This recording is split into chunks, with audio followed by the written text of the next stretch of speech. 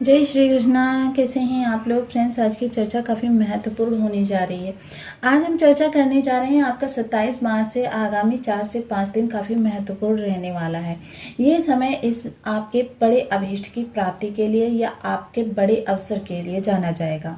तो ये समय वही रहने वाला है जो आपके जीवन में काफ़ी सारे दिशा निर्देश देने जा रहा है। तो इस समय पर हमें काफ़ी ज़्यादा महत्वपूर्ण या काफ़ी ज़्यादा अनुभव के साथ आगे का समय लेना है, क्योंकि इस दौरान आपके जीवन में जो भी घटनाएं घटित होंगी काफ़ी महत्वपूर्ण होंगी। काफ़ी लंबित समय यानी कि आपने जिन अभीष्ट की प्राप्ति के लिए काफ़ी लंबित इंतजार किया है, वह इंतजार अब आपका समाप्त होने जा रहा है। जीवन में बड़े घटना चक्र को जन्म मिलने जा रहा है और आपके जीवन में एक बड़ा परिलक्ष्य उपलक्षित होने जा रहा है। इसका कारण जो रहेंगे गुरुदेव। हालांकि अगर इस दौरान हम चर्चा करें तो देखिए, हमारे जो ज्योतिष के जनक थे यानी कि जिन्होंने ज्योतिष की संरचना की थी, वो काफ़ी ज़्यादा विद्वान लोग थे।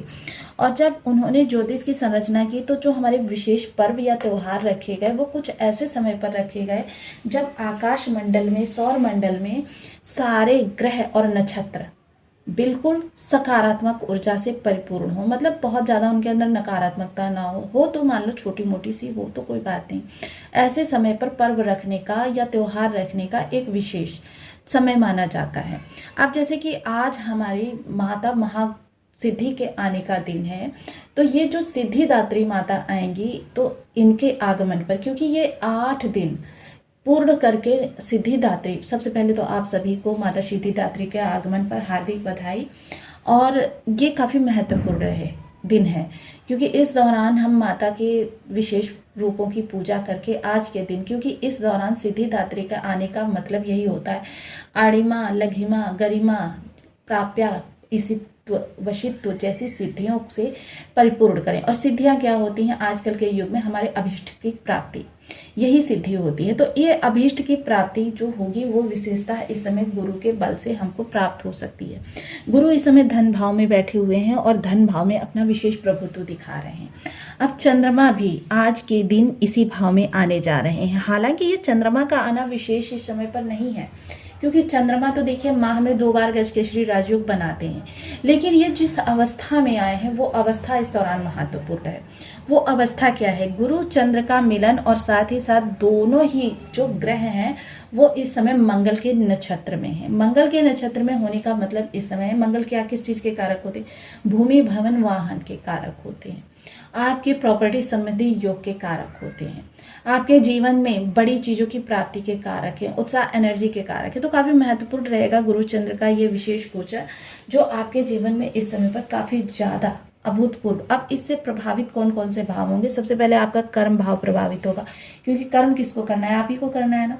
तो कर्म प्रभावित होगा। अब यहाँ से पंचम दृष्टि षष्ठ भाव पर जाएगी। षष्ठ भाव प्रभावित होगा, अष्टम भाव प्रभावित होगा और दसम भाव प्रभावित होगा।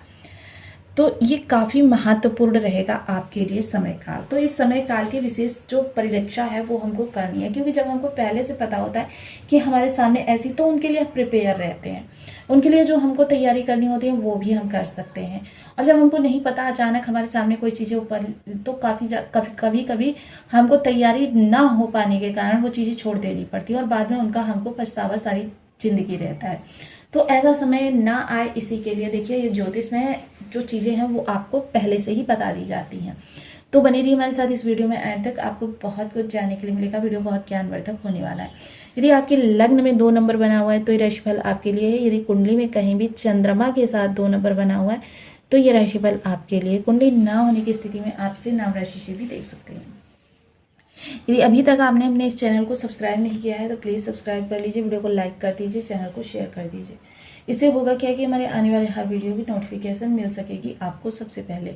एक प्यार सा कमेंट करना बिल्कुल ना भूलें। कमेंट से हमें बहुत मोटिवेशन मिलता है, हौसला मिलता है, ये पता चलता है कि आप और क्या जानना चाहते हैं। तो देखिए, सर्वप्रथम गुरु चंद्र का धन भाव में आना विशेष इस समय पर होने जा रहा है, इसलिए क्योंकि धन में सबसे पहले आपकी वाणी प्रभावित होगी।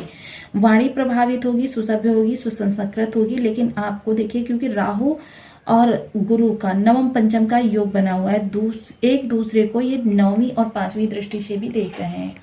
जिस कारण से आपको इस दौरान इस चीज़ का विशेष ध्यान रखना है कि किसी महत्वपूर्ण व्यक्ति या किसी महत्वपूर्ण रिश्तेदार के सामने, कि जहाँ पर आपकी जो प्रतिष्ठा या आपकी जो बातों का गंतव्य आपको लंबे समय के लिए इफ़ेक्टिव कर सकता है, आपको विशेष ध्यान रखना है। हालांकि हर चीज़ आप ज्ञान से ज़्यादा बढ़कर, क्योंकि जितना आपके पास ज्ञान है उस अपनी योग्यता से ज़्यादा बढ़कर आप अच्छा दिखाने का प्रयास करेंगे और उसमें काफ़ी सफल भी होंगे, लेकिन फिर भी इस दौरान आपको थोड़ी सी सजगता बरतनी ही होगी। खान पान बेहद सात्विक रखें, क्योंकि राहु की नवम दृष्टि से प्रभावित हो रहे हैं। इस कारण से आपको मित्रों के या कुटुंबियों के इस समय पर काफ़ी ज़्यादा आग्रह किया जा सकता है बच्चे या बच्ची के लिए। इस चीज़ से आपको पूर्णतया दूरी बनाकर रखनी है। साथ ही साथ प्रॉपर्टी संबंधी योग, अगर किसी भी प्रकार से आपकी प्रॉपर्टी किन्हीं विवादों में फंसी हुई है, उसका अभी तक आप लाभ नहीं उठा पा रहे हैं, सबसे पहले वो सफल होगा। दूसरी चीज़ क्या है, कंपटीटर्स से आपकी प्रतियोगिता जो हो रही है या आपके सामने अराइवल जो है वो आपके किसी कार्य में अगर हस्तक्षेप कर रहे हैं या अड़चन लगा रहे हैं या आपकी डील स्वयं लेकर जा रहे हैं या आपकी जॉब के लिए आपको अयोग्य सिद्ध कर रहे हैं, आपकी काट कर रहे हैं, उन सभी चीज़ों में इस समय आप बखूबी निर्वहन करके आगे बढ़ते हुए देखे जाएंगे। साथ ही साथ इस दौरान अगर मैं कहूँ कि आपके धन संचयन के प्रबल योग बनेंगे। देखिए, धन संचयन के प्रबल योग बनेंगे, लेकिन धन भी ऐसी जगह पर आपका जाता हुआ देखा जाएगा जो आपको आगामी समय में लंबे समय तक दीर्घकालिक लाभ में नियोजित कर सके। यानी कि आप प्रॉपर्टी संबंधी, क्योंकि मोस्टली इस समय चंद्रमा और गुरु दोनों का मंगल के प्रभाव में होना, आपके खर्च निकलना और खर्च ऐसे स्थान पर जाना जो आपकी जड़ योग बने। यानी जड़ योग क्या होता है, प्रॉपर्टी। तो इस समय ये जड़ योग आपका बेहद प्रबल हो रहा है। साथ ही साथ शत्रु पक्ष इस समय आपको किसी भी तरीके से हानि नहीं पहुंचाएगा, बल्कि आपके साथ घटना चक्र में जो तेजी से बदलाव आएगा, उस तेजी से आते हुए बदलाव को देखकर वो आपकी योग्यता का लोहा मानने के लिए बाध्य हो जाएंगे। ऐसे में बहुत से शत्रु आपके मित्र बनने का भी प्रयास कर सकते हैं। लेकिन देखिए, आपको मित्र बनाना तो है, लेकिन विश्वास नहीं करना है। अपने विश्वास को सदैव आपको अपने ही तक सीमित रखना है, कि मतलब आप उनको दिखाइए कि आप विश्वास करें, लेकिन आप सतर्क रहिए। ये चीज़ आपके लिए, क्योंकि ऐसे ही लोग आस्तीन के सांप कहे जाते हैं, कि आपका मतलब सामने से तो बहुत अभिवादन करते हैं, लेकिन जैसे ही आप हटते हैं आपके कार्यों को बिगाड़ने में लग जाते हैं। आपसे आपके राज पूछते हैं और फिर उन राज का गलत दुरुपयोग करते हैं। इन चीज़ों से आपको सतर्क रखना है। अराइवल जो भी हैं आपके या जो आपके कंपटीटर हैं, इनसे आपको थोड़ा सा कहते हैं ना आगे बढ़ते हुए देखे जाएंगे, क्योंकि इस समय थोड़ा सा गुरु जब भी होते हैं आपको सीखने के लिए अग्रसर करते हैं। तो अपनी आपको इस समय पर्सनालिटी के लिए या अपनी स्किल्स के लिए, अपनी दक्षता के लिए, इन सभी चीज़ों के लिए आपका इस समय पर या तो अनुभव के द्वारा आपका वर्धन होगा, या फिर आप स्वयं ही अपने आप को अपडेट करने के लिए वर्धन करेंगे। तो ये दोनों ही चीज़ें होंगी, वो आपके लिए बेहतर होती हुई देखी जाएंगी। सप्तम दृष्टि, आज घटना चक्र में अचानक बदलाव, आपके सामने बड़े अवसर की प्राप्ति। बड़ा अवसर क्यों निकलने जा रहा है, क्योंकि बड़ा अवसर इसलिए भी निकलेगा कि आप अगर संतुष्ट नहीं हैं जहाँ पर वर्तमान में हैं, तो इस समय आपके जो पहले से आपने कभी डीलिंग के लिए कोई प्रयास किया होगा, आपने किसी जगह इंटरव्यू दिया होगा इससे बेटर पोस्ट को पाने के लिए, या आप किसी मित्र विशेष से किसी प्रॉपर्टी के संबंध में बात कर रहे हो, मतलब जो भी आपका अभीष्ट है, जिसे सोचते हैं आप कि इससे मेरी लाइफ चेंज हो जाएगी या बड़ा चेंजिंग अवसर मुझको मिला है, वो चीज़ें जो किसी कारणवश नहीं हो पा रही थी, मसलन अधिकारी से मिलना, किसी डील का प्राप्त करना या आपके किसी रिश्ते में जाना, जो भी चीज़ें इस समय आपके लिए महत्वपूर्ण है, काफ़ी लंबे समय से लंबित चली आ रही हैं और उनका निवारण आपको नहीं मिल पा रहा है कि किस तरीके से इन कार्यों को सिद्ध करूँ, क्योंकि वो आपकी जीवन की दिशा को परिवर्तित कर सकती हैं। तो आपको इस दौरान बस इतना सा ध्यान रखना है कि आपको सही समय आते ही उस चीज़ को लपक लेना है, क्योंकि ये आपकी लंबित चीज़ों को अभीष्ट का समय भी कहा जाता है। क्योंकि यह इस दौरान, क्योंकि मंगल के नक्षत्र में इन ग्रहों का होना और मंगल का आपके दशम स्थान पर होना, मंगल दिग्बली भी है, कारक भी हैं, और मंगल का गुरु के साथ संबंध जो बन रहा है ये काफी महत्वपूर्ण भी रहेगा। प्रयासों को सही दिशा मिलेगी और प्रयास सही आपके लिए मार्ग भी निकाल कर लाएंगे, और उनसे जो प्रतिफल आपके लिए निकल कर आएगा वो भी काफ़ी सटीक और सकारात्मक रहने वाला है। अब अगर मैं चर्चा करूं इस भाव की, जो आपकी आजीविका से जुड़ा हुआ भाव है, तो देखिए ये कार्य आपने दक्षता का भी है कि समय काल जो है ये अधिकारी वर्ग जो है आपकी थोड़ी सी दक्षता का निरीक्षण इस दौरान कर सकते हैं। दक्षता का निरीक्षण आपकी जो क्वालिटी है उसको परखने के लिए कि आपके अंदर किन किन क्वालिटीज़ की भरमार है और कौन कौन सी क्वालिटीज़ जो हैं उनको चाहिए।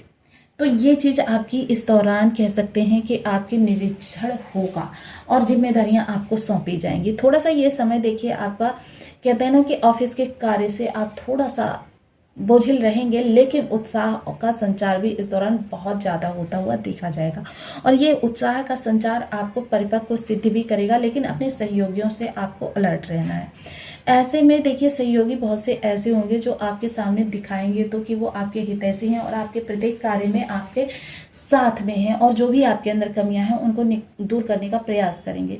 लेकिन फिर भी क्योंकि राहु यहाँ पर हैं और गुरु राहु का 9वें 5वें का संबंध है, लेकिन फिर भी राहु अपने लिए कहीं ना कहीं से मार्ग बना ही लेते हैं। साथ ही साथ ऐसे समय पर आपको थोड़ा सा अलर्ट रहना होगा और साथ ही साथ देखिए कुछ आपके कुटुंबियों की तरफ से या आपके मित्रों की तरफ से आपके ऊपर जिम्मेदारियां आएंगी, थोड़ी परिवार की तरफ से आएंगी।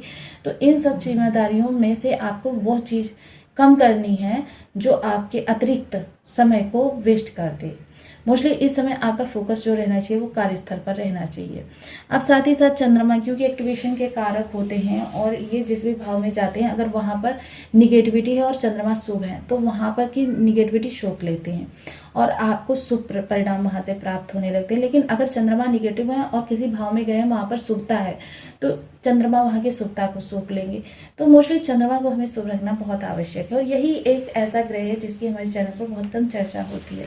तो इसके लिए देखिए आज मैं आपको जो उपाय बताने जा रही हूँ वो बस माह में एक बार कीजिए और पूरे माह लाभ उठाइए। जो लोग बहुत ज़्यादा समय नहीं दे सकते हैं उपायों को, उनके लिए ये विशेष उपाय रहेगा। पूर्णमासी का दिन जो चंद्रमा का दिन माना जाता है, इस दिन आप व्रत रहिए और व्रत रहने के बाद में आपको करना क्या है कि आपको चंद्रमा की चांदनी में जिस समय पर चंद्रोदय हो रहा हो एक